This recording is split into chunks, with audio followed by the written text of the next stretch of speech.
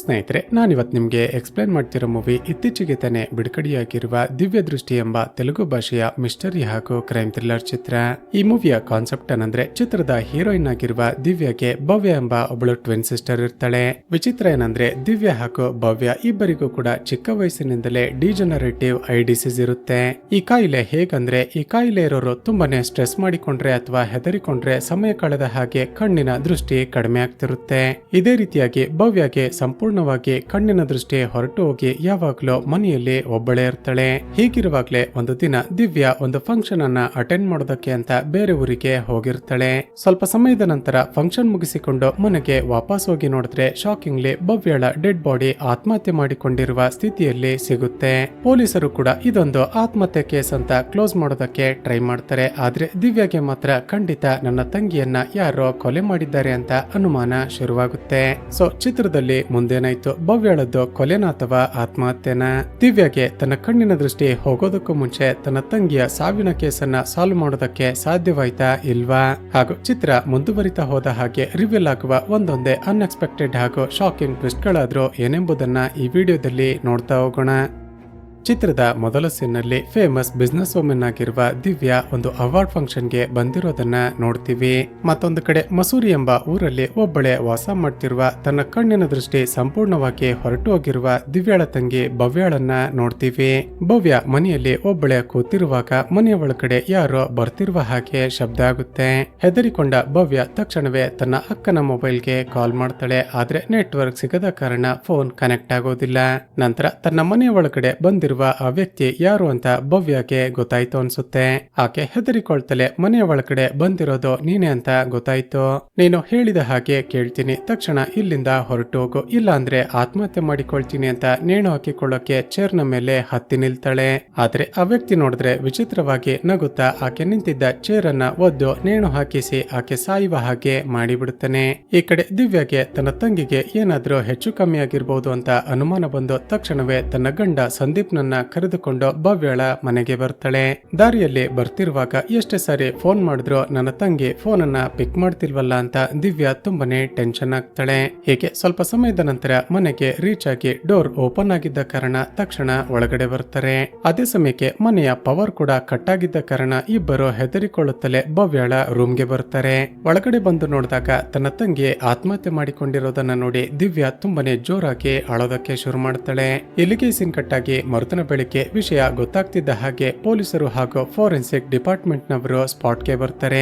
Inspector enquiry ಮಾಡಿದಾಗ ಸಂದೀಪ್ ದಿವ್ಯಾ ಹಾಗೂ ಭವ್ಯಗೆ ಇರುವ ಮೆಡಿಕಲ್ ಕಂಡೀಷನ್ ಬಗ್ಗೆ ಎಕ್ಸ್ಪ್ಲೇನ್ ಮಾಡ್ತಾನೆ. ಸರ್, ನನ್ನ ಹೆಂಡತಿ ದಿವ್ಯಾ ಹಾಗೂ ಅವಳ ತಂಗಿ ಭವ್ಯ ಇಬ್ಬರಿಗೂ ಕೂಡ ದಿನಗಳು ಕಳೆದ ಹಾಗೆ ಕಣ್ಣಿನ ದೃಷ್ಟಿ ಕಡಿಮೆ ಆಗುವ ಕಾಯಿಲೆ ಇದೆ. ಭವ್ಯಗೆ ಇತ್ತೀಚೆಗೆ ಕಣ್ಣಿನ ದೃಷ್ಟಿ ಸಂಪೂರ್ಣವಾಗಿ ಹೊರಟು ಹೋಗಿತ್ತು ಅಂತ ಹೇಳ್ತಾನೆ. ಅದಕ್ಕೆ ಇನ್ಸ್ಪೆಕ್ಟರ್ ಹೇಳ್ತಾನೆ, ಒಂದು ವೇಳೆ ತನಗೆ ಕಣ್ಣಿನ ದೃಷ್ಟಿ ಹೊರಟು ಹೋಯ್ತು ಅಂತಾನೆ ಭವ್ಯ ಆತ್ಮಹತ್ಯೆ ಮಾಡಿಕೊಂಡಿರ್ಬೋದಲ್ವಾ? ಅದಕ್ಕೆ ದಿವ್ಯಾ ಹೇಳ್ತಾಳೆ, ಇಲ್ಲ ಸರ್, ನನ್ನ ತಂಗಿ ಆತ್ಮಹತ್ಯೆ ಮಾಡಿಕೊಳ್ಳುವಷ್ಟು ವೀಕ್ ಮೈಂಡೆಡ್ ಹುಡುಗಿಯಲ್ಲ. ಆಕೆಗೆ ಇತ್ತೀಚೆಗೆ ಕಣ್ಣಿನ ಡೋನರ್ ಕೂಡ ಸಿಕ್ಕಿದ್ರು. ಹೀಗಿರುವಾಗ ತನಗೆ ಕಣ್ಣಿನ ದೃಷ್ಟಿ ಇಲ್ಲ ಅಂತ ಆಕೆ ಆತ್ಮಹತ್ಯೆ ಮಾಡಿಕೊಳ್ಳೋದಕ್ಕೆ ಸಾಧ್ಯನೇ ಇಲ್ಲ. ನನ್ನ ತಂಗಿಯ ಸಾವಿನ ಹಿಂದೆ ಬೇರೆ ಏನೋ ಮಿಸ್ಟರಿ ಇದೆ, ದಯವಿಟ್ಟು ಅದನ್ನ ಕಂಡುಹಿಡಿಯಿರಿ ಅಂತ ಬೇಡಿಕೊಳ್ತಾಳೆ. ಇಲ್ಲಿಗೆ ಸೀನ್ ಕಟ್ಟಾಗಿ ಮರುದಿನ ಡೆಡ್ ಬಾಡಿಯ ಪೋಸ್ಟ್ ಮಾರ್ಟಮ್ ನಡೆದ ನಂತರ ಅಂತಿಮ ಸಂಸ್ಕಾರ ನಡೀತಿರುವಾಗ ಅಲ್ಲಿಗೆ ಕಾಮೇಶ್ ಎಂಬ ಒಬ್ಬ ವ್ಯಕ್ತಿ ಬರ್ತಾನೆ. ಸ್ನೇಹಿತರೆ, ಕಾಮೇಶ್ ನ ಮನೆ ಭವ್ಯಳ ಮನೆಯ ಪಕ್ಕದಲ್ಲೇ ಇದ್ದು ಇವನ ಮಗಳು ಶ್ರೇಯಾ ಹಾಗೂ ಭವ್ಯ ಇಬ್ಬರು ಕೂಡ ಫ್ರೆಂಡ್ಸ್ ಆಗಿರ್ತಾರೆ. ತನ್ನ ಫ್ರೆಂಡ್ ಸತ್ತು ಹೋದ್ಲು ಅಂತ ಈ ಕಾಮೇಶ್ ನ ಮಗಳು ಶ್ರೇಯಾ ತುಂಬಾನೇ ಎಮೋಷನಲ್ ಆಗಿ ಅಳ್ತಿರ್ತಾಳೆ. ಹೀಗೆ ಅಳುತ್ತಾ ತನ್ನ ತಂಗಿಯ ಅಂತಿಮ ಸಂಸ್ಕಾರವನ್ನ ಮಾಡ್ತಿರುವಾಗ ದಿವ್ಯಾಗೆ ಒಂದು ವಿಷಯ ಫ್ಲಾಶ್ ಆಗುತ್ತೆ. ಒಂದು ವೇಳೆ ನನ್ನ ತಂಗಿ ಎಲ್ಲರೂ ಹೇಳ್ತಿರುವ ಹಾಗೆ ಆತ್ಮಹತ್ಯೆಯನ್ನೇ ಮಾಡಿಕೊಂಡಿದ್ರೆ ಖಂಡಿತ ಡೆತ್ ನೋಟ್ ಅನ್ನ ಬರೀತಿದ್ಲು. ಇಲ್ಲ, ಖಂಡಿತ ಯಾರು ಆಕೆಯನ್ನ ಕೊಲೆ ಮಾಡಿ ಇದೊಂದು ಆತ್ಮಹತ್ಯೆ ಅಂತ ಸ್ಟೇಜ್ ಮಾಡೋದಕ್ಕೆ ಪ್ರಯತ್ನ ಪಡ್ತಿದ್ದಾರೆ. ನಾನೇ ಇನ್ವೆಸ್ಟಿಗೇಷನ್ ಮಾಡಿ ನನ್ನ ತಂಗಿಯನ್ನ ಕೊಲೆ ಮಾಡಿರುವ ಆ ಕೊಲೆಗಾರನನ್ನ ಕಂಡುಹಿಡಿತೀನಿ ಅಂತ ಡಿಸೈಡ್ ಮಾಡ್ತಾಳೆ. ಈಗ ದಿವ್ಯಾ ಇದೇ ವಿಷಯವಾಗಿ ತುಂಬಾನೇ ಸ್ಟ್ರೆಸ್ ಮಾಡಿಕೊಳ್ತಿರೋದನ್ನ ನೋಡಿದ ಸಂದೀಪ್ಗೆ ಟೆನ್ಷನ್ ಆಗುತ್ತೆ. ದಿವ್ಯಾ, ನಿನಗೂ ಕೂಡ ಕಣ್ಣಿನ ಸಮಸ್ಯೆ ಇದೆ, ನೀನು ಇದೇ ರೀತಿ ಕಂಟಿನ್ಯೂಸ್ ಆಗಿ ಸ್ಟ್ರೆಸ್ ಮಾಡಿಕೊಳ್ತಿದ್ರೆ ನಿನ್ನ ಕಣ್ಣಿನ ದೃಷ್ಟಿಗೂ ಕೂಡ ಪ್ರಾಬ್ಲಮ್ ಆಗುತ್ತೆ. ನೀನು ದಯವಿಟ್ಟು ಸುಮ್ಮನಿರು, ಪೊಲೀಸರು ಇನ್ವೆಸ್ಟಿಗೇಷನ್ ಮಾಡಿ ಈ ಕೇಸನ್ನ ಸಾಲ್ವ್ ಮಾಡ್ತಾರೆ ಅಂತ ಹೇಳ್ತೇನೆ. ಆದ್ರೆ ದಿವ್ಯಾ ಮಾತ್ರ ಇಲ್ಲ, ನಾನು ಈ ಮಿಸ್ಟರಿಯನ್ನ ಸಾಲ್ವ್ ಮಾಡ್ಲೇಬೇಕು ಅಂತ ಪಕ್ಕದ ಮನೆಯಲ್ಲಿ ವಾಸ ಮಾಡ್ತಿರುವ ಸುಜಾತ ಎಂಬ ಮಹಿಳೆಯ ಬಳಿಗೆ ಬರ್ತಾಳೆ. ಸ್ನೇಹಿತರೆ, ಭವ್ಯಗೆ ಫ್ರೆಂಡ್ ಬದಲಾಗಿದ್ದ ಪಕ್ಕದ ಮನೆಯಲ್ಲೇ ವಾಸ ಮಾಡ್ತಿದ್ದ ಸುಜಾತಗೂ ಕೂಡ ಕಣ್ಣಿನ ದೃಷ್ಟಿ ಇರೋದಿಲ್ಲ. ವಿಚಾರಿಸಿದಾಗ ಸುಜಾತ ಹೇಳೋದೇನಂದ್ರೆ, ನಿನ್ನ ತಂಗಿ ಭವ್ಯ ತುಂಬಾನೇ ಒಳ್ಳೆ ಹುಡುಗಿ, ಆಕೆ ಎಲ್ಲರ ಜೊತೆಗೂ ಕೂಡ ತುಂಬಾನೇ ಚೆನ್ನಾಗಿ ಮಾತನಾಡ್ತಿದ್ಲು. ಭವ್ಯ ತನ್ನ ಕಣ್ಣಿನ ದೃಷ್ಟಿ ಹೊರಟು ಹೋದ ನಂತರ ತನ್ನ ರೀತಿನೇ ಕಷ್ಟಪಡ್ತಿರುವ ಜನಗಳು ಸೇರುವ ಡೆಫೋಡಿಲ್ ಸೆಂಟರ್ಗೆ ಆಗಾಗ ಹೋಗ್ತಿದ್ಲು ಅಂತ ಇನ್ಫಾರ್ಮ್ ಮಾಡ್ತಾಳೆ. ದಿವ್ಯಾ ತಕ್ಷಣವೇ ಅಡ್ರೆಸ್ ಅನ್ನ ಕಲೆಕ್ಟ್ ಮಾಡ್ಕೊಂಡು ಅಲ್ಲಿಗೆ ಬಂದು ನೋಡಿದಾಗ ಸೇಮ್ ಭವ್ಯ ರೀತಿನೇ ಕಣ್ಣಿನ ದೃಷ್ಟಿ ಇರದ ಹಲವಾರು ಜನರು ಅಲ್ಲಿ ಆಗಾಗ ಸೇರ್ತಿರ್ತಾರೆ. ಅಲ್ಲಿದ್ದ ಭವ್ಯಳ ಫ್ರೆಂಡ್ಸ್ ಗಳನ್ನ ವಿಚಾರಿಸಿದಾಗ ದಿವ್ಯಾಗೆ ಒಂದು ಟ್ವಿಸ್ಟ್ ರಿವೀಲ್ ಆಗುತ್ತೆ. ಅದೇನಂದ್ರೆ ಭವ್ಯಗೆ ಒಬ್ಬ ಸೀಕ್ರೆಟ್ ಬಾಯ್ ಫ್ರೆಂಡ್ ಇದ್ದು ಆಗಾಗ ಹೋಟೆಲ್ಗೆ ಹೋಗಿ ಅವನ ಜೊತೆ ಸ್ಟೇ ಮಾಡ್ತಿದ್ಲು ಅಂತ ಹೇಳ್ತಾಳೆ. ತನ್ನ ತಂಗಿಗೆ ಸೀಕ್ರೆಟ್ ಬಾಯ್ ಫ್ರೆಂಡ್ ಇದ್ದ ಅಂತ ಗೊತ್ತಾಗ್ತಿದ್ದ ಹಾಗೆ ದಿವ್ಯಾಗೆ ತುಂಬಾನೇ ಶಾಕ್ ಆಗುತ್ತೆ. ಏಕೆ ಸಡನ್ ಆಗಿ ಶಾಕ್ ಆದ ಕಾರಣ ದಿವ್ಯಾಗೆ ಸ್ವಲ್ಪ ಕಣ್ಣು ಮಂಜಾಗೋದಕ್ಕೆ ಶುರುವಾಗುತ್ತೆ. ಈಗ ಭವ್ಯ ಆಗಾಗ ತನ್ನ ಬಾಯ್ ಫ್ರೆಂಡ್ ಜೊತೆ ಸ್ಟೇ ಮಾಡೋದಕ್ಕೆ ಅಂತ ಹೋಗ್ತಿದ್ದ ಹೋಟೆಲ್ಗೆ ಹೋಗಿ ವಿಚಾರಿಸಿದ್ರೆ ಏನಾದ್ರೂ ಇನ್ಫಾರ್ಮೇಶನ್ ಸಿಗುತ್ತೆ ಅಂತ ಸಂದೀಪ್ ನನ್ನ ಕರೆದುಕೊಂಡು ತಕ್ಷಣ ಅಲ್ಲಿಗೆ ಬರ್ತಾಳೆ. ರಿಸೆಪ್ಷನ್ ಅಲ್ಲಿ ತನ್ನ ತಂಗಿಯ ಫೋಟೋ ತೋರಿಸಿ ಕೆಲವು ದಿನಗಳ ಹಿಂದೆ ಅವಳ ಜೊತೆ ಇಲ್ಲಿಗೆ ಬಂದಿದ್ದ ಆ ವ್ಯಕ್ತಿ ಯಾರು ಅಂತ ವಿಚಾರಿಸ್ತಾಳೆ. ಏಕೆ ದಿವ್ಯಾ ತನ್ನ ತಂಗಿಯ ಬಗ್ಗೆ ವಿಚಾರಿಸ್ತಿರೋದನ್ನ ಅದೇ ಹೋಟೆಲ್ ನಲ್ಲಿ ಕೆಲಸ ಮಾಡ್ತಿದ್ದ ಮೈಕಲ್ ಎಂಬ ಒಬ್ಬ ವ್ಯಕ್ತಿ ತುಂಬಾನೇ ವಿಚಿತ್ರವಾಗಿ ನೋಡ್ತಿರ್ತಾನೆ. ನಂತರ ಸಂದೀಪ್ ಜೊತೆ ಡಿನ್ನರ್ ಮಾಡ್ತಿರುವಾಗ ಈಕೆಯನ್ನ ಭವ್ಯ ಅಂತ ಮಿಸ್ಟೇಕ್ ಮಾಡಿಕೊಂಡ ಒಬ್ಬ ವೇಟರ್ ಮಾತನಾಡಿಸ್ತಾನೆ. ಅದಕ್ಕೆ ದಿವ್ಯಾ ನಾನು ಭವ್ಯ ಅಲ್ಲ ಅಂತ ಪರಿಚಯ ಮಾಡಿಕೊಂಡು ನನ್ನ ತಂಗಿ ಜೊತೆ ಬಂದಿದ್ದ ಆ ವ್ಯಕ್ತಿಯನ್ನ ನೀವು ನೋಡಿದ್ರ ಅಂತ ವಿಚಾರಿಸ್ತಾಳೆ. ಅದಕ್ಕೆ ವೇಟರ್ ಹೇಳ್ತಾನೆ, ಮೇಡಮ್ ಆ ದಿನ ನಿಮ್ಮ ತಂಗಿ ಜೊತೆ ನಾನು ಬೇರೆ ಯಾರನ್ನ ಕೂಡ ನೋಡ್ಲಿಲ್ಲ, ಅಷ್ಟಕ್ಕವರು ಕಣ್ಣಿಗೆ ಬಟ್ಟೆಯನ್ನ ಕಟ್ಟಿಕೊಂಡಿದ್ರು, ಅದೇ ಕಾರಣಕ್ಕೆ ನಾನು ನಿಮ್ಮನ್ನೇ ಅವರು ಅಂದುಕೊಂಡು ಮಾತನಾಡಿಸ್ತೆ ಅಂತ ಹೇಳ್ತೇನೆ. ಹಾಗಾದ್ರೆ ನನ್ನ ತಂಗಿಗೆ ಸಾಯೋದಕ್ಕೂ ಮುಂಚೆ ಕಣ್ಣಿನ ಆಪರೇಷನ್ ಆಗಿತ್ತ ಅಂತ ದಿವ್ಯಾಗೆ ಮತ್ತಷ್ಟು ಶಾಕ್ ಆಗುತ್ತೆ. ಹೀಗೆ ದಿವ್ಯಾ ಪದೇ ಪದೇ ಸ್ಟ್ರೆಸ್ ಮಾಡಿಕೊಳ್ತಿದ್ದ ಕಾರಣ ಈಕೆಯ ಕಣ್ಣಿನ ದೃಷ್ಟಿ ಕೂಡ ಬ್ಲರ್ ಆಗೋದಕ್ಕೆ ಶುರುವಾಗುತ್ತೆ. ತಕ್ಷಣವೇ ಸಂದೀಪ್ ದಿವ್ಯಾಳನ್ನ ರೂಮ್ಗೆ ಕರೆದುಕೊಂಡು ಹೋಗಿ ಮಲಗಿಸುತ್ತಾನೆ. ಇಲ್ಲಿಗೆ ಸೀನ್ ಕಟ್ ಆಗಿ ಮರುದಿನ ಬೆಳಿಗ್ಗೆ ಆ ಮೈಕಲ್ ದಿವ್ಯಾಳನ್ನ ಮೀಟ್ ಮಾಡಿ ಆಕೆಗೆ ಭವ್ಯ ಯೂಸ್ ಮಾಡ್ತಿದ್ದ ಒಂದು ಲಾಕೆಟ್ ಅನ್ನ ಕೊಡ್ತಾನೆ. ಮೇಡಮ್, ಕೆಲವು ದಿನಗಳ ಹಿಂದೆ ನಿಮ್ಮ ತಂಗಿ ಈ ಹೋಟೆಲ್ಗೆ ಬಂದಾಗ ರೂಮ್ ಅನ್ನ ಖಾಲಿ ಮಾಡಿಕೊಂಡು ಹೋಗುವಾಗ ಈ ಲಾಕೆಟ್ ಅನ್ನ ಮರೆತು ಇಲ್ಲೇ ಬಿಟ್ಟಿದ್ರು. ಅವರು ವಾಪಸ್ ಬಂದ್ರೆ ಈ ಲಾಕೆಟ್ ಅನ್ನ ಅವರಿಗೆ ಕೊಡಬೇಕು ಅಂತ ವೇಟ್ ಮಾಡ್ತಿದ್ದೆ, ಆದ್ರೆ ಪೇಪರ್ ನಲ್ಲಿ ನೋಡಿದ್ರೆ ಅವರು ಆತ್ಮಹತ್ಯೆ ಮಾಡಿಕೊಂಡಿದ್ದಾರೆ ಅಂತ ನ್ಯೂಸ್ ಬಂದಿತ್ತು. ಮುಂದುವರೆದು ನಿಮ್ಮ ತಂಗಿ ಜೊತೆ ಒಬ್ಬ ಹುಡುಗ ಬಂದಿದ್ದ, ಆದ್ರೆ ಅವನ ಮುಖವನ್ನ ನಾನು ಸರಿಯಾಗಿ ನೋಡ್ಲಿಲ್ಲ ಅಂತ ಹೇಳ್ತಾನೆ. ಹೀಗೆ ಇಬ್ಬರು ಮಾತನಾಡ್ತಿರುವಾಗ ಯಾರೊಬ್ಬ ವ್ಯಕ್ತಿ ತನ್ನನ್ನ ಫಾಲೋ ಮಾಡ್ತಿದ್ದಾನೆ ಅಂತ ದಿವ್ಯಾಗೆ ಗೊತ್ತಾಗುತ್ತೆ. ತಕ್ಷಣ ಅವನನ್ನ ಚೇಸ್ ಮಾಡ್ತಾನೆ, ಆದ್ರೆ ಆ ವ್ಯಕ್ತಿ ಅಲ್ಲಿಂದ ತಪ್ಪಿಸಿಕೊಂಡು ಎಸ್ಕೇಪ್ ಆಗ್ತಾನೆ. ಈಗ ದಿವ್ಯಾ ಒಂದು ಐಡಿಯಾ ಮಾಡ್ತಾಳೆ. ಆ ಹೋಟೆಲ್ ನ ಪಾರ್ಕಿಂಗ್ ನಲ್ಲಿರುವ ಸಿಸಿಟಿವಿ ಫುಟೇಜ್ ಅನ್ನ ಚೆಕ್ ಮಾಡಿದ್ರೆ ಭವ್ಯಳ ಬಾಯ್ ಫ್ರೆಂಡ್ ಯಾರು ಅಂತ ಗೊತ್ತಾಗುತ್ತಲ್ವಾ.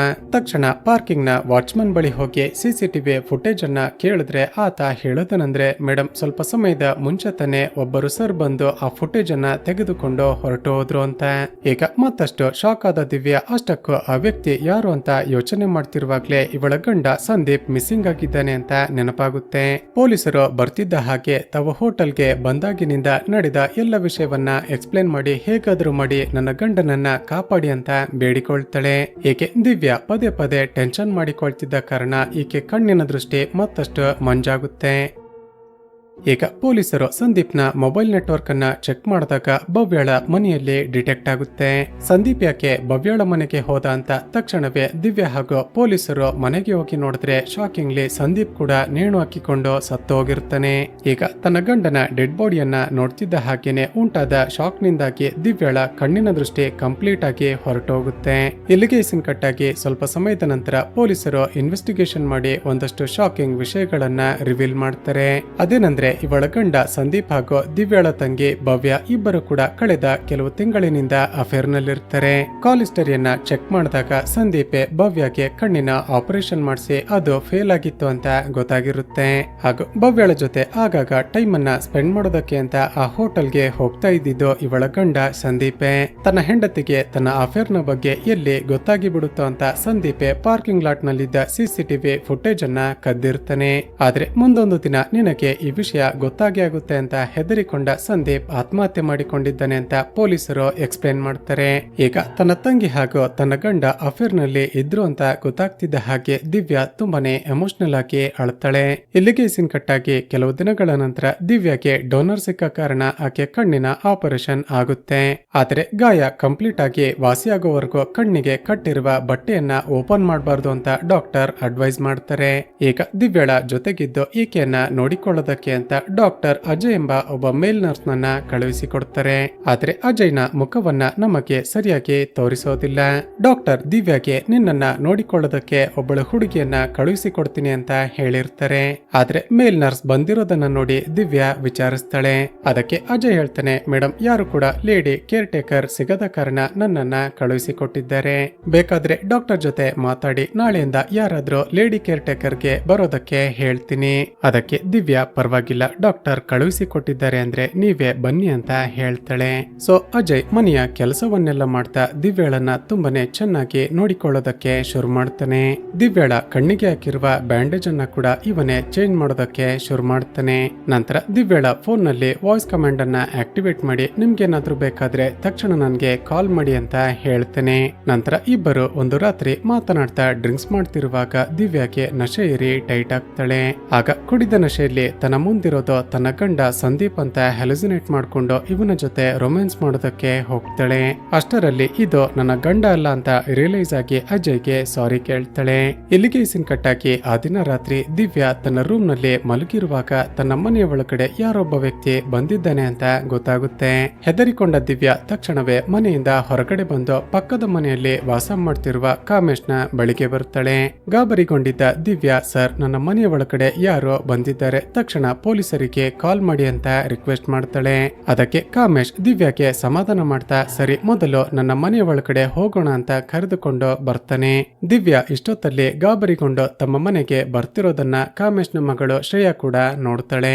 ಆದ್ರೆ ಶಾಕಿಂಗ್ಲಿ ತನ್ನ ಮಗಳನ್ನ ಮಲಗೋಕೆ ರೂಮ್ಗೆ ಕಳಿಸಿದ ಕಾಮೇಶ್ ದಿವ್ಯಾಳ ಮೇಲೆ ಅತ್ಯಾಚಾರ ಮಾಡೋದಕ್ಕೆ ಪ್ರಯತ್ನ ಪಡ್ತಾನೆ. ಈಗ ಮತ್ತಷ್ಟು ಶಾಕ್ ಆದ ದಿವ್ಯಾ ತಕ್ಷಣವೇ ಕಾಮೇಶ್ ನನ್ನ ದೂರಕ್ಕೆ ತಳ್ಳಿ ಅಲ್ಲಿಂದ ಹೊರಗಡೆ ತಪ್ಪಿಸಿಕೊಂಡು ಓಡಿ ಬರ್ತಾಳೆ.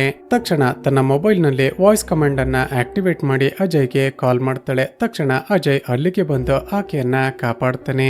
ನಂತರ ಪೊಲೀಸ್ ಸ್ಟೇಷನ್ಗೆ ಆಮೇಲೆ ಹೋಗೋಣ, ಮೊದಲು ನನ್ನ ಮನೆಗೆ ಹೋಗೋಣ ಅಂತ ಕರೆದುಕೊಂಡು ಬರ್ತಾನೆ. ಅದೇ ಸಮಯಕ್ಕೆ ಇವರಿಬ್ಬರನ್ನ ಫಾಲೋ ಮಾಡ್ತಾ ಬರ್ತಿದ್ದ ಕಾಮೇಶ್ ನ ಮಗಳು ಶ್ರೇಯಾ ದಿವ್ಯಾಗೆ ಒಂದು ಶಾಕಿಂಗ್ ಟ್ವಿಸ್ಟ್ ಅನ್ನ ರಿವೀಲ್ ಮಾಡ್ತಾಳೆ. ಅಕ್ಕ, ನೀವು ನನ್ನ ತಂದೆಯ ಕೈಯಿಂದ ತಪ್ಪಿಸಿಕೊಂಡು ಯಾರ ಜೊತೆ ಈ ಮನೆಗೆ ಬಂದಿದ್ದೀರೋ ಅವನೇ ನಿಮ್ಮನ್ನ ಫಾಲೋ ಮಾಡ್ತಾ ಇದ್ದಿದ್ದು. ಅವನ ಹೆಸರು ಅಜಯ್ ಅಲ್ಲ, ಅವನ ನಿಜವಾದ ಹೆಸರು ಅನಿಲ್ ಅಂತ. ಅವನೊಬ್ಬ ಸೈಕೋ ಕ್ಯಾರೆಕ್ಟರ್ ನ ವ್ಯಕ್ತಿ.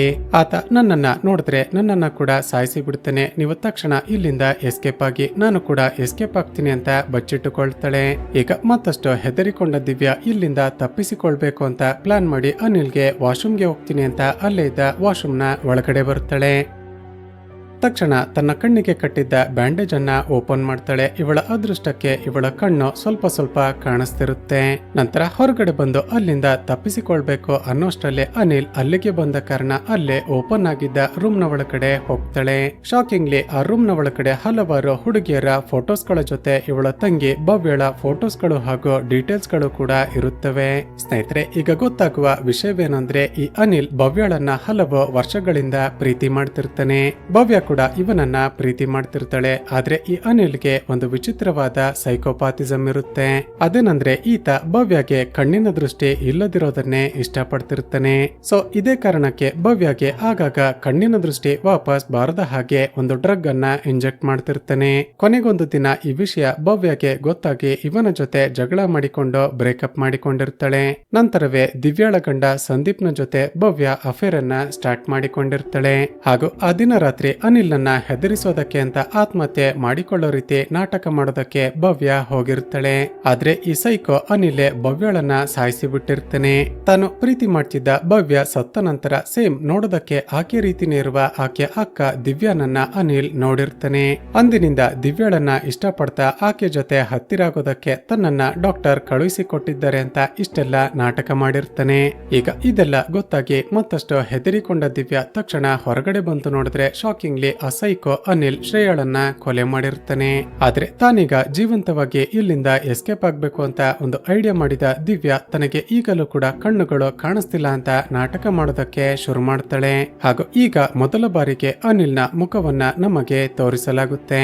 ಈಗ ಅನಿಲ್ಗೆ ದಿವ್ಯಾಗೆ ಕಣ್ಣುಗಳು ಕಾಣಿಸ್ತಿವೆ ಅಂತ ಅನುಮಾನ ಬಂದು ಅದನ್ನ ಟೆಸ್ಟ್ ಮಾಡೋದಕ್ಕೆ ಬೇಕಂತಲೇ ಆಕೆ ಮುಂದೆ ಆಕೆ ಕುಡಿಯುವ ಕಾಫಿಗೆ ಪಾಯ್ಸನ್ ಅನ್ನ ಮಿಕ್ಸ್ ಮಾಡ್ತಾನೆ. ಈಗ ಆಬ್ವಿಯಸ್ಲಿ ದಿವ್ಯಾಗೆ ಕಣ್ಣುಗಳು ಕಾಣಿಸ್ತಿದ್ದ ಕಾರಣ ಬೇಕಂತಲೇ ನಾಟಕ ಮಾಡಿ ಆ ಕಾಫಿ ಕಪ್ ಅನ್ನ ಕೆಳಗಡೆ ಬೀಳಿಸಿ ಒಡೆದು ಹೋಗ್ತಾಳೆ. ನಂತರ ಬೇಕಂತಲೇ ದಿವ್ಯಾಳನ್ನ ಕರೆದುಕೊಂಡು ಹೋಗಿ ಡಾಕ್ಟರ್ ನಿಜವಾಗಿಯೂ ಈಕೆಯನ್ನ ನೋಡಿಕೊಳ್ಳೋದಕ್ಕೆ ಅಂತ ಕಳುಹಿಸಿಕೊಟ್ಟಿದ್ದ ಅಜಯ್ನ ಡೆಡ್ ಬಾಡಿಯನ್ನ ತೋರಿಸ್ತಾನೆ. ಸ್ನೇಹಿತರೆ, ಇದರರ್ಥ ಅನಿಲ್ ಅಜಯ್ನನ್ನ ಕೊಲೆ ಮಾಡಿ ಅವನ ಜಾಗದಲ್ಲಿ ನನ್ನನ್ನೇ ಡಾಕ್ಟರ್ ಕಳುಹಿಸಿಕೊಟ್ಟಿದ್ದಾರೆ ಅಂತ ಹೋಗಿರ್ತಾನೆ. ಈಗ ಡೆಡ್ ಬಾಡಿಯನ್ನ ನೋಡ್ತಿದ್ದ ಹಾಗೇನೆ ದಿವ್ಯಾ ಜೋರಾಗಿ ಕಿರುಚಿಕೊಳ್ತಾಳೆ. ಈಗ ಅನಿಲ್ಗೆ ಕನ್ಫರ್ಮ್ ಆಗುತ್ತೆ ಈಕೆಗೆ ಕಣ್ಣುಗಳು ಕಾಣಿಸ್ತಿವೆ ಅಂತ. ಈಗ ಹೆದರಿಕೊಂಡ ದಿವ್ಯಾ ಅಲ್ಲಿಂದ ಎಸ್ಕೇಪ್ ಆಗೋದಕ್ಕೆ ಟ್ರೈ ಮಾಡ್ತಾಳೆ. ಆದ್ರೆ ಈ ಸೈಕೋ ಅನಿಲ್ ಆಕೆ ಮೇಲೆ ಅಟ್ಯಾಕ್ ಮಾಡೋದಕ್ಕೆ ಶುರು ಮಾಡ್ತಾನೆ.